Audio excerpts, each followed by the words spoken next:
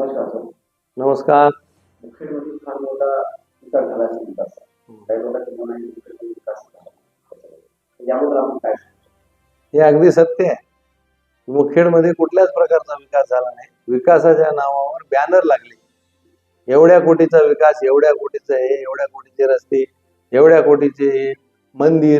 आता मंदिरावरून सांगतो तुम्हाला, वीरभद्र हे मंदिर पुरातत्व 400 वर्षाखालचं मंदिर आहे.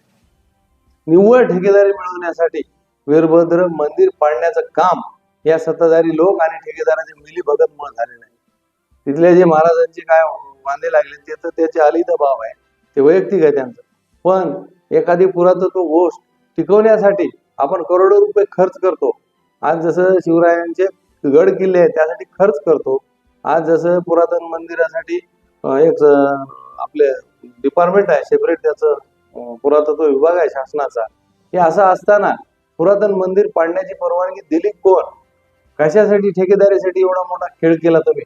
ठेकेदारी तुम्हाला इथं मिळाली असती, रस्त्याची ठेकेदारी आहे. आपल्या तुझे ठेकेदारी आणून तुम्ही धरणातील गाळ काढून पैसे उचला, तुम्हाला उचलायचे भ्रष्टाचारच करायचा ना. पण या लोकांच्या भावनेसाठी, लोकांच्या भावनेला तुम्ही खेळत आहात. ही जे आराध्य दैवत वीरभद्र मंदिर आहे हे सर्वांचं दैवत आहे. उद्या परवा आता जत्रा इथं आहे, एवढी मोठी इथं जत्रा भरते. माझ्या लहानपणीपासून आम्ही ते त्या विस्तवावरून जाण्याचा उपक्रम इथं अतिशय प्रसिद्ध आहे. या सर्व लोकांच्या भावनेसाठी, निव्वळ ठेकेदारीसाठी 17 कोटी, 15 कोटी, 10 कोटीचं काम, त्यातून मिळणारं प्रॉफिट सगळे पाडकाम करून ठेवले. आणि तिथली मूर्ती मी जेव्हा व्हिजिटला गेलो ते दुसऱ्या एका हॉलमध्ये ठेवलेली आहे. त्याचं सगळं जे अस्तित्व वेगळं असते, त्याचं ते दैवीपणा दिसते, ते सगळं त्याच्यातून गायब झालेलं दिसतो. माझ्या लहानपणी तिथे त्या सुरुवातीला वीरभद्र मंदिरात एंट्री केल्यानंतर एक बिल्वर हांडे म्हणून असे काचाचे त्या वरच्या त्या भागात असे लावलेले होते. ते बिल्वर हांडे नाही, तुमच्या तिथले चौकटीचा जे जुनेपणा दिसत होता ते जुनेपणा गायब झालेला आहे. फक्त आपल्या विकासासाठी, स्वतःच्या विकासासाठी काय करता येईल ते करणारी मंडळी या मुखेडमध्ये जनता बघत आहे. जनता बघते डोळ्याने. भाविकाच्या ह्याच्यासाठी, त्याच्या भावनेवर तुम्ही खेळताय. आज त्या लोकांना दर्शन घेत असताना ते जे पुराणं हे आहे, आठवण येते त्या की बाबा हे असं असं होतं. आणि इथपर्यंतच नाही, वीरभद्र हे फार विदर्भापर्यंतच्या लोकांचं दैवत आहे. तिथून लोक येतात दर्शनासाठी. तर हे एक झाला भाग. दुसरा भाग तुमच्या याच्यामध्ये केलेल्या धरणामध्ये, धरणाच्या सुद्धा विस्थापित लोकांना पैसे मिळालेले नाही. किती दिवस झाले ते मोर्चे काढतात, सगळं करतात. 2-3 माणसं आजही सांगतात 168 कोटी मिळाले, 10 कोटी मिळाले. मी 3 दिवसाखाली त्या लोकांना भेटलेले आहे. ते म्हणतात आम्हाला 1 रुपयाचे पैसे मिळालेले नाहीत आतापर्यंत. आमचे घर विस्थापित झाले, 3री पिढी आली, आम्हाला पैसे मिळालेले नाहीत. कशाचा विकास झाला? कोणता विकास केला तर? आणि हे रस्ते करताना आता तुम्हाला त्या शेलाळीच्या तिथं जा, मुख्य रस्ता झालाय. बीओटी तत्वावर एक रस्ता दिलेला आहे, बिदर रस्ता. त्या शेलाळीच्या भागामध्ये 5 किलोमीटर रस्ता पूर्ण उघडून ठेवलेला रस्ता आहे. आणि त्या कंपनीला कोणीच फोन करत नाही.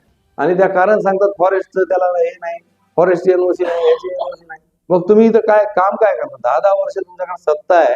तुम्ही म्हणता की मी मंत्रालयात, मी मुख्यमंत्र्याचा PS होतो. ते कोणी काय म्हणते, कोणी काय म्हणते, तुमची पोहोच होती ना. मग ते तुम्ही ते करा ना, ते रस्ता बरोबर करा तुम्ही. तर आम्ही त्या रस्त्याची तक्रार मारलो तर काही राजकीय नेते की लोकांनी शेती घेतली आहे, पैसे सोबत मिळाले नाही, तोपर्यंत आम्ही काम करून देणार नाही, असं लोकांचं म्हणणं आहे. ते अत्यंत चुकीचं आहे. शेतीच्या काय अधिग्रहणचा मुद्दाच नाही त्या शेलाळी रस्त्याला.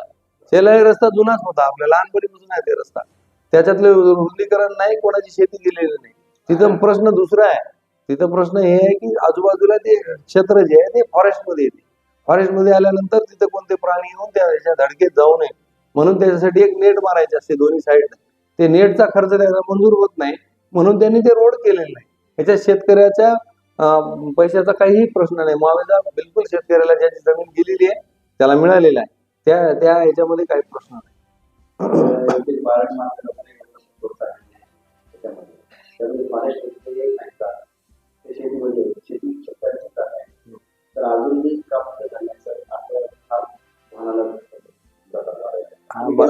मी गेलो होतो तिथे धुरोळा सगळ्या अंगावर जाते, त्याचा विषय नाही.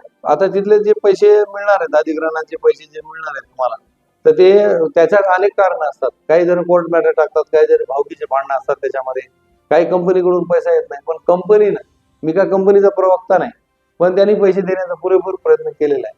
माझ्या गावातून सुद्धा ते केलेलं आहे. म्हणजे तिथं पैसे मिळाले सगळ्या लोकांना. तर कंपनीनं पैसे केलेले आहेत, तर रस्ता का होत नाही? रस्ता का होत नाही तर ते पुढची त्याच्या एनओसी जर मिळाली नाही, शेतकऱ्याची एनओसी मिळाली नाही तर रस्ताच होत नाही. आणि त्याच्यामध्ये दोघांची मध्यस्थी करण्यासाठी म्हणून लोकप्रतिनिधींचं काम आहे ना. आमदार किंवा माजी आमदार, खासदार, लोकलचे जे सरपंच आहेत त्यांचं काम आहे की स्थानिक लोक आणि सरपंचाच्या मध्यस्थी करून, सगळ्या त्या कंपनीला मध्यस्थी करून ते रस्त्याचं काम मार्गस्थ लावायचं काम असते. इथं कोणाला रिकामपणच नाही ना. इथं फक्त आणि फक्त बिझनेस चालू आहे. पण एक महत्वाचा मुद्दा आहे तर जिल्हा परिषदची भरपूर जागा रिकामी आहे. जिल्हा परिषद जागा रिकामी असताना जिल्हा परिषद शाळा प्रवासच्या खालती याच्यामध्ये भाडे भरून चालतात. त्याचं कारण सांगू शकेल?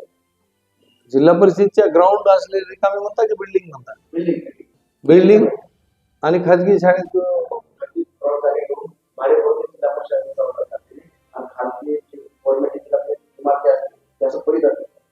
तर तिच्या रिपेअरिंगच्या नावाखाली काय पैसे उचललेत, काय झालं, मी त्या कोणत्या गावात आहे नेमकं मी स्वतः व्हिजिट करतो आणि ते कोण आहे ते त्याला मी जबाब विचारतो. मी मुख्य कार्यकारी अधिकारी त्यांना सुद्धा ही गोष्ट विचारतो. तुम्ही माझ्या कानावर घातली ही गोष्ट, ती गोष्ट चांगली आहे. मी स्वतः व्हिजिट करतो, जातो तिथं. थँक्यू. महाराष्ट्र पोलीस न्यूज 24 साठी महाराष्ट्र राज्य संपादक राजू रोडगे. अशाच नवीन अपडेटसाठी आता सबस्क्राईब करा महाराष्ट्र पोलीस न्यूज 24 या न्यूज चॅनलला. व्हिडिओ आवडला असेल तर लाईक, शेअर आणि कमेंट करायला विसरू नका. धन्यवाद.